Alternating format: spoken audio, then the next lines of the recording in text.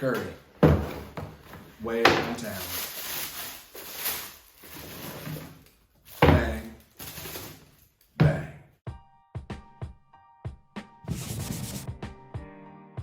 How's it going, fam? It's Blue from Blue Shoes, and we're here to dive into a review for the Under Armour Curry 2 Retro Double Bang.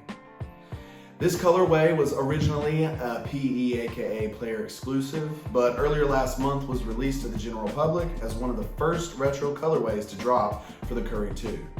I believe I remember hearing back when this originally came out that this colorway was a tribute to Steph's oldest daughter, Riley Curry, as her favorite animal was the giraffe, but it is now more commonly known as the shoe Steph Curry was wearing on February 27th, all the way back in 2016, when he made a deep three from the logo to win the game with 0.6 seconds left in overtime against the Kevin Durant and Russell Westbrook-led Oklahoma City Thunder. This retro release of the colorway gets its double bang moniker from the famous Mike Breen call earlier on the play. Timeout, decide not to use it. Curry, way downtown, bang, bang! Oh, what a shot from Curry!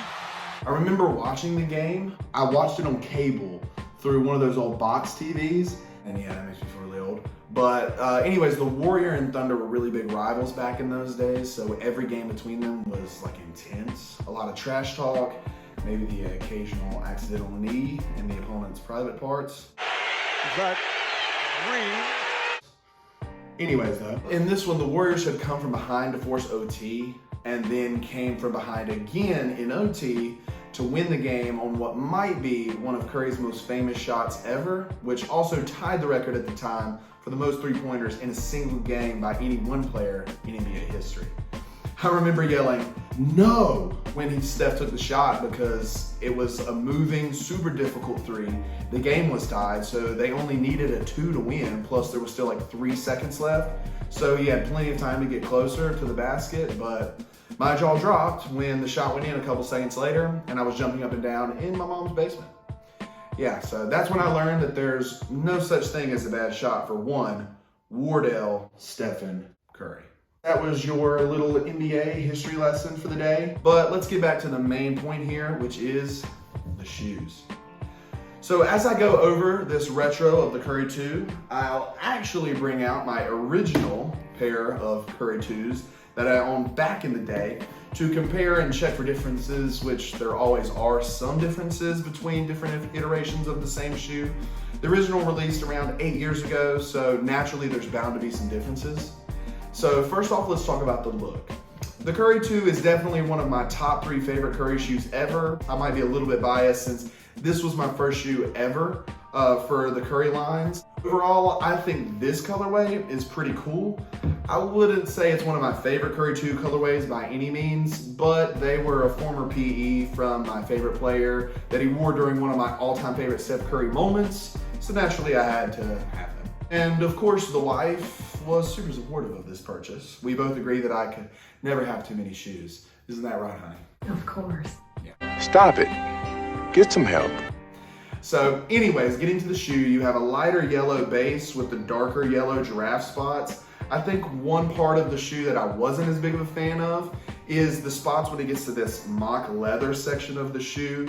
It has a shiny patent leather look, which is a look I'm not usually as fond of, unless it's the Jordan 11s. Somehow that just works. Another aesthetic difference between the retro is the absence of the classic "I can do all things." It can be found here on the heel counter of the original release. But as you can see, it's not there on mine because I completely scuffed it off from hours and hours of hooping I did in these things. But that quote was a direct reference to the Bible verse, Philippians 4:13. I can do all things through Christ who strengthens me. Curry has said that this verse has meant a lot to him throughout his career, from a young age to all the great success he's had in the NBA. In fact, the "I can do all things," or at least the reference to that verse, can be found on every signature Curry model from 1 to 8, I'm pretty sure. But I digress. So on the shoe, you also have some black accents on the midsole. You have the Under Armour logo here on the side. You also have the old SC30 logo on the tongue. I have to say, I love the old SC30 logo. It was an SC for Steph Curry, but could also be a 30 for his number, so pretty neat. Gotta love the double meanings. Finally, there was a touch of classic Warriors blue that you can see on the inside of the shoe and some underneath as well. If you can't tell, I like blue. It's my middle name. Like, it's actually my middle name. On my birth certificate, it says blue. Nice. Anyways, the shape of the shoe is nice. Similar to the original Curry 1 shape, but with enough tweaks to be different. Personally, I'm a fan of the mid to high top sizes when it comes to shoes. These are almost a hybrid. They're kind of like a mid at the back here, but then rise up to being a high top at the front of the collar, which I personally love. There's a couple differences with the shape of the shoe from the original Curry 2. First, you have the back of the collar area, which kind of slants more towards the ankle than the original, which is a bit straighter. I don't know if you can see that there. I think I might prefer the original Curry 2 with that difference. One of the other differences is the shape of the toe box. I'm not sure how well you can see that there, but the original toe box was a bit flatter and seemed to flow more into the midsole of the shoe, whereas the toe box on the retro is a bit more boxy and comes up a little higher. Again, I think I prefer the look of the original, but I will say the comfort is a little better with the bigger toe box of the retro. More space for my rather beefy toes. Now, onto the tech specs of the shoe. So we have a stretchy, I believe, neoprene knit upper that is pretty comfy and soft, but when the shoes are laced up tight, do lend an extra bit of stability to the ankle area. Something that I know Steph appreciated in the earlier part of his career because of all of his ankle injury issues. That was actually one of the reasons why a lot of people around the league were a bit unsure about Curry early on. His ankles were literally like one-ply toilet paper, not thick enough and constantly breaking. So as you move to the front half of the shoe, it transitions to a material that I'm honestly not sure what it is. It seems to be trying to mimic like a leather, but it's thinner and almost has a rubberish feel to it. It definitely does a great job of containment when playing basketball. There's also these little holes that you'll see, these hole sections that are grouped throughout the lower section, and it helps provide a little bit of breathability so you can get some airflow as your feet heat up while playing. I will say the retro of the model feels a bit more breathable than the original, and that probably comes from the biggest feature difference between the original and the retro that I'll go ahead and address now. So on the original, you'll notice right here on the edge below the laces, there's the Speedform logo, which is a technology that Under Armour used to use in some of its shoes. It isn't on the retro release, as you can see, probably because I don't believe Under Armour still uses this tech, and it might have been too expensive to bring back for just one occasional retro release of one shoe model. Speedform was actually found inside of the shoe. It used to say that before I wore it off. It's like a sock liner, and it's kind of like a one-piece booty that's inside of the shoe to kind of fit you like a sock and form to your foot. In fact, this original Curry 2 release, there isn't even an insole in the shoe. The footbed was just the Speedform serving as the cushion. It did help provide some really great court feel, which is always something Steph has highly valued due to the nature of his game, from the quick back and forth motion to the lightning fast release on his jumper. The downside of this great court feel, however, is a lack of cushion and comfort compared to some other athletes' signature shoe models. The newer model does still use a bit of a booty on the inside of the shoe, but it isn't Speedform, and the bottom of the retro is just a pretty standard removable foam insole. Nothing to write home about, that's for sure. Moving on to the tongue. The tongue on this shoe is a mesh material that's similar but slightly different than the original. The tongue on the original felt almost identical to the material on the upper of the shoe, whereas the retro's tongue feels a little bit lighter and more breathable. It's also slightly puffier than the tongue on the original.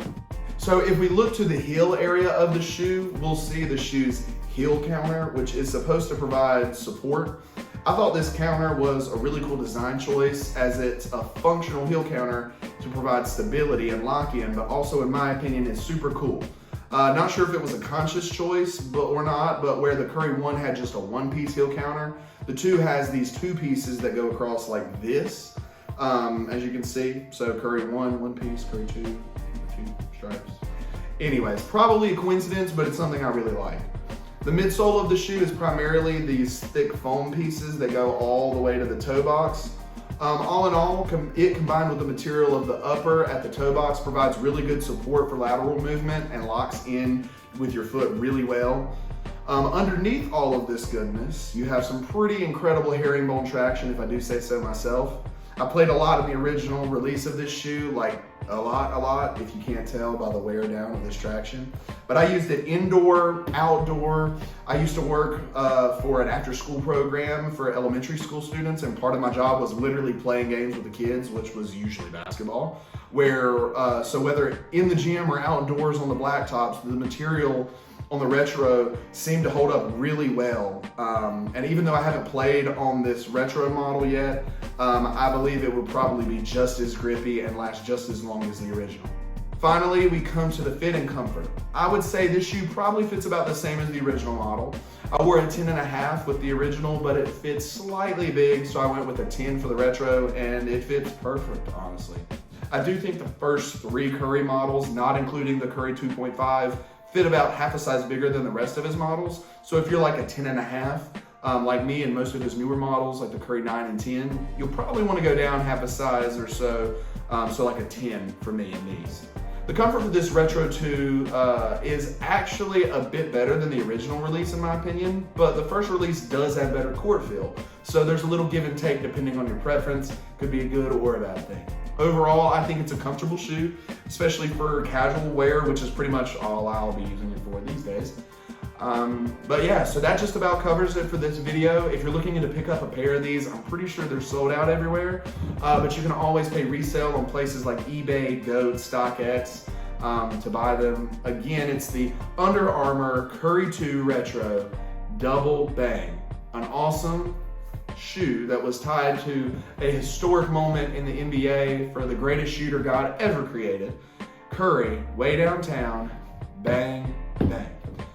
Thanks for watching, everybody. If you'd like to keep up with my videos to see more shoe reviews, hear about sneaker release updates, drop news, just like and subscribe, even click the bell to get notified when those new videos drop. But until the next one, Blue out.